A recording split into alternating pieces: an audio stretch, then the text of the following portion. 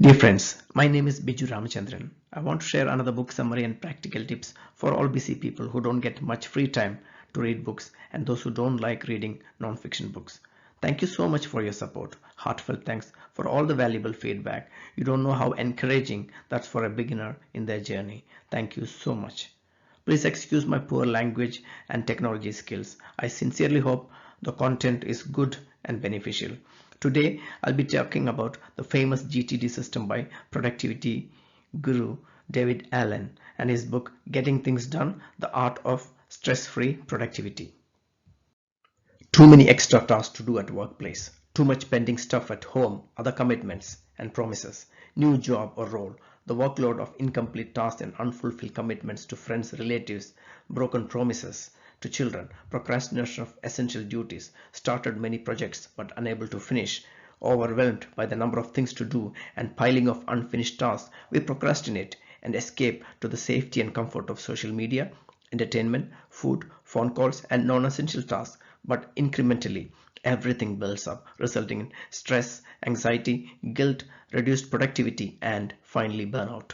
We are not alone in this journey, but honestly, we don't wish to go along that path for long.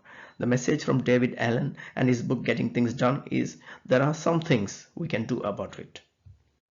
So, what is the problem? Too many items are packed in our head, cluttering our brains, frequently bombarding us, leading to constant stress, anxiety, and diminishing productivity. David observes many projects seems overwhelming and are overwhelming because you can't do a project at all. You can only do an action related to it. He compares a hectic, unorganized mind to the RAM in the computer with very many programs open at the same time. David states, most often the reason for something is on your mind constantly is that you haven't clarified exactly what the intended outcome is. You haven't decided what the next physical action step is, and you haven't put reminders of the outcome and action required in a system you trust. He suggests that keeping everything in head creates stress and anxiety. He finds support and evidence in cognitive science and psychology. People who carry diaries, planners, and have to-do lists have less stress, but David proposes a more efficient strategy. This new strategy is not just for managers, business people, and executives. This is for everyone. In 2001, David Allen published this book, and his GTD system became an instant hit in the business world, now used by leading executives and even taught in some universities. This book is translated into over 30 languages. So what is the solution? Simple. David says, mind is for having ideas, not for holding them. David Allen, world-renowned productivity guru in his interview, frequently says, head is a crappy office. Save everything, big or small, outside your brain. Keep your head always clear for new ideas and insights. Complete your projects you begin. Fulfill the commitments you have made. Live up to your promises. Then both your subconscious and conscious selves can have success, which leads to a feeling of fulfillment, worthiness, and oneness. But how? David Allen presents the 5-step solution called the GTD system. The 5 steps are capture, clarify, organize, review, and engage. Let's run through it briefly and then in detail. Capture. Collect what has your attention. Write, record, or gather any and everything that has your attention into a collection tool. Clarify. Process what it means. When there is a new task, ask yourself a rapid question. Is it actionable? If the answer is yes, decide whether it's a one-off task or a project. Then follow the 2-minute rule. Do it, delegate, or defer. If the task is non-actionable, trash it or keep it for reference or put it on hold on a someday or maybe list. Organize. Put it where it belongs. Park reminders of your categorized content in the appropriate places. Reflect. Review frequently, daily, weekly, monthly. Engage. Simply do. Use your trusted systems to make action decisions with confidence and clarity. David Allen says the GTD system is better. Let's find. Imagine a scenario. You're planning to get your car service before a week-long road trip. In your to-do list, you will simply enter car service. Let's find what is in the GTD system. Taking few minutes to think about the next actionable steps according to the GTD system, you remembered you are not happy with the service you received in the past. Now you decided to take the vehicle to a different place, but you don't know to where. So you have to Google it first to find the service place. Next, you'll have to get a phone number. After that, you need to call them and book an appointment. So there are few steps necessary for the task completion. And if you write car service only, that will become a to-do list, and it will not work very well if you plan it a week before your travel. Hope you agree. This GTD system is a powerful framework for enhancing efficiency, productivity, reducing stress and anxiety. Let's go into the details. Collect.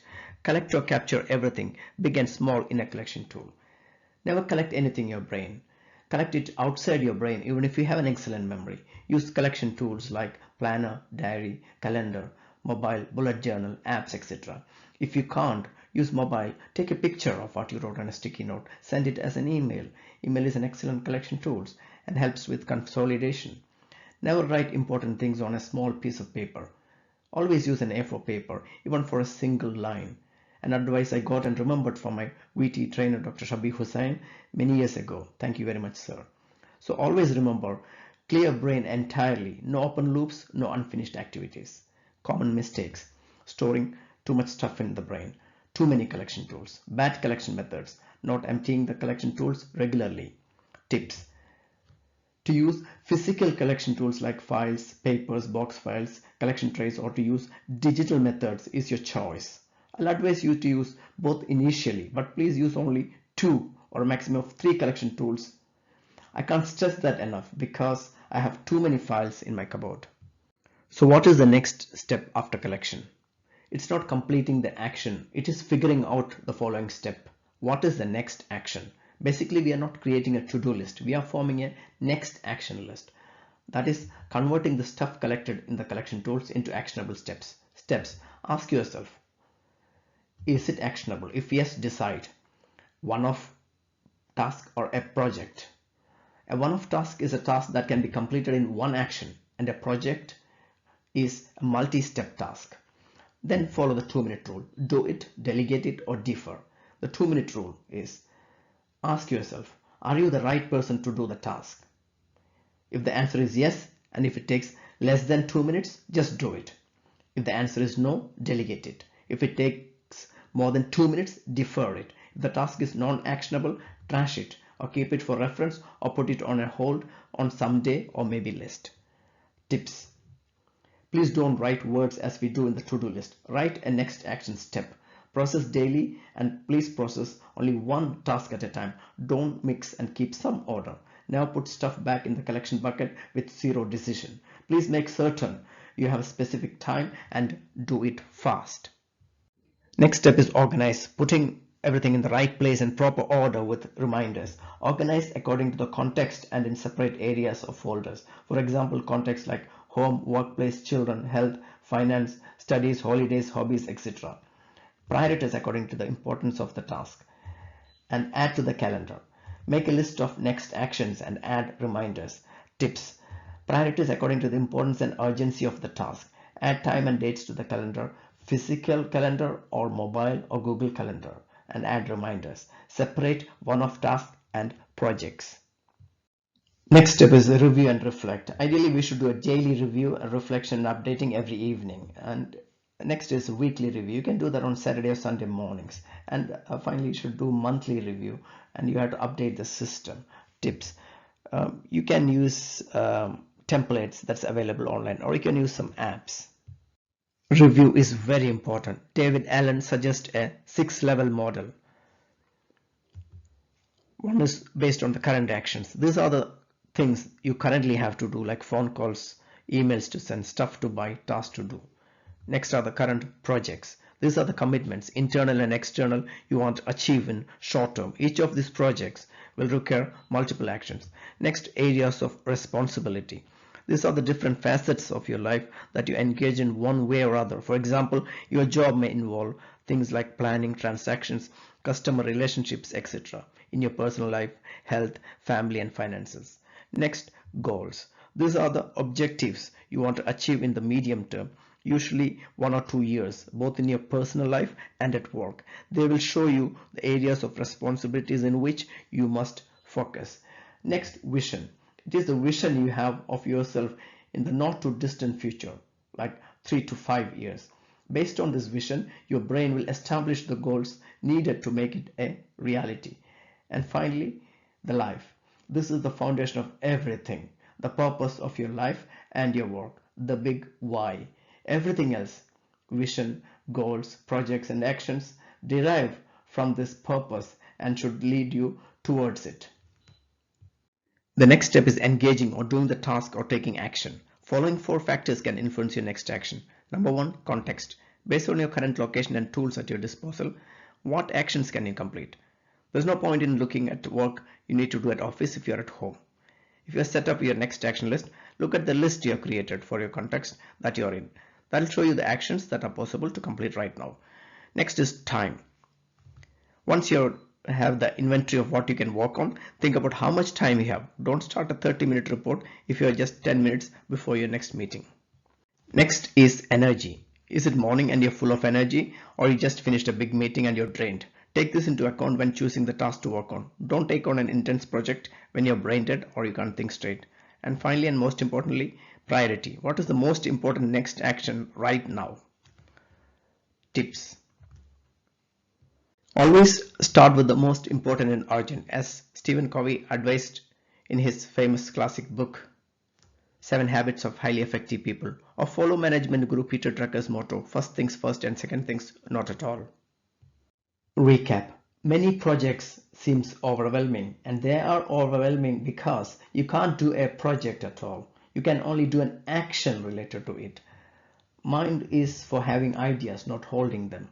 That is the core message I get from this book. Most often, the reason for something is on your mind constantly is that you haven't clarified what is the intended outcome. You haven't decided what the very next physical action step is, and you haven't put reminders of the outcome and the action required in a system you trust. So save everything, big or small, outside your brain. Keep your heads clear, always for new ideas and insights. Complete the projects you begin. Fulfill the commitments you have made. Live up to your promises. Then both your subconscious and conscious selves can have success, which leads to a feeling of fulfillment, worthiness, and oneness. I want to thank everyone who watched my previous video and this one, especially those who took time and effort to write feedback. It was really helpful, very valuable. I really appreciate it. My heartfelt thanks. Please note, I'm not here to teach you. I'm here to serve. Please help me serve you better. For those who don't know me, let me tell you honestly that I'm not a productivity person or productivity pro. I'm just an average man from a small village who struggled with busyness of city life, anxiety, stress, and procrastination. When I heard some friends call themselves lastminute.com, I called myself lastminuteconfused.com. Books like these, my mentors, good friends, and the bits of advice always help me to get through. So I sincerely hope this video is of some value to you. Please forgive my flaws in delivery of this content. I request you all again to please send me feedback on the group or personally. It will help me to improve and post better videos that are beneficial to all. Once again, thanking you all and wishing you all the best.